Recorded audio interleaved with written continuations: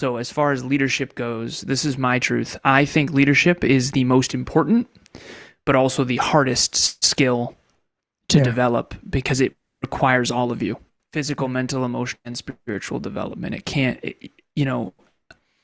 Leadership's the hardest thing in the world. That's why it's also the most rewarding, I think. So I bootstrap my way through high school. I get straight A's. I get what's called the President's Award. It's actually behind me, signed by George W. Bush. Yeah, wow. And that's how few people actually get these, is it's actually signed by George W. Bush himself. But ultimately, again, I don't want to toot my own horn here.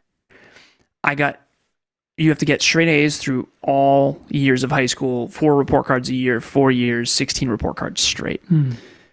So I did that. I got all the scholarships and financial aid and awards at the awards ceremony, and I was able to get into WPI and actually go. Graduated with high distinction, got my computer engineering bachelor's, and then I got my master's in business, MBA. And so that was 2012, 2013. Bachelor's in 2012, master's in 2013. And the economy was really coming back after '08, so then I was off to the races. I already had several internships, so I've worked for a bunch of tech companies. I worked for iRobot, Sensata Technologies, Simplex Grinnell, Oz Development, little company called Oz Development. I eventually landed at a company called Cognex. In high school and college, I was so used to being broke that when I started having money, I just invested it all because I wanted to get out of debt and then I wanted to get wealthy. Yeah.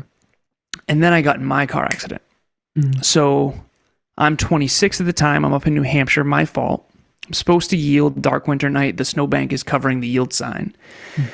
I'm supposed to yield. I don't. I end up on the wrong side of the road, and I get in a head-on collision. I look down at the GPS, look up, see the biggest, brightest lights I'd ever seen, and that was sort of my mortality moment. But physically, we're okay. We're rattled up, for sure, but physically, we're okay. Mentally, emotionally, and spiritually, though, I am absolutely just questioning everything.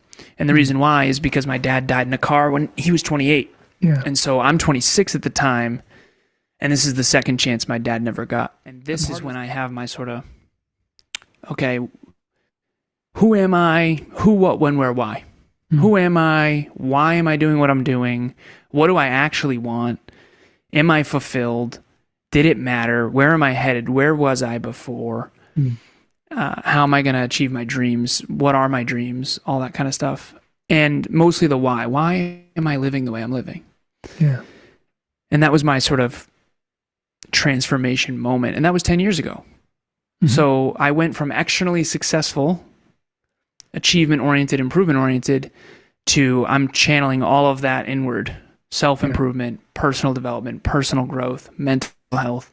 Yeah. And then I went from externally successful and internally unfulfilled to internally super fulfilled, happy, healthy, productive fitness model, fitness competitor, fitness coach, start my own company, Alan Lazaros LLC, what you'll never learn in school, but desperately need to know. Desperately was in all caps. And that was before Next Level University. But now really what it comes down to is I fell in love with self-improvement and fulfillment. And I hoped success would be a byproduct. And luckily, 10 years later, it has been. But it was scary there for a while because I went from externally successful to pretty broke for a short time there. Yeah, I think all of us struggle with one of two things. And I'm not just saying this. I've coached now hundreds of people all over the world, different cultures, different backgrounds, different industries. I think we all struggle with one of two things. Some people struggle with both, but the majority of us struggle with one of two. So there's professional development, and there's career, and there's success, and there's external achievement. That always came pretty easy to me. I'm very mastery driven. I feel very gifted. Most things come fairly easy to me. Not everything, but most things. And so that stuff, success, always felt doable for me and pretty easy for me. What didn't come easy to me at all is relationships.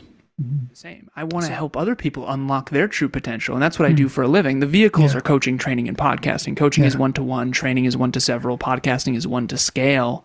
But ultimately, that's what I live for. I live to help other people reach their true potential, not my potential, their own unique potential.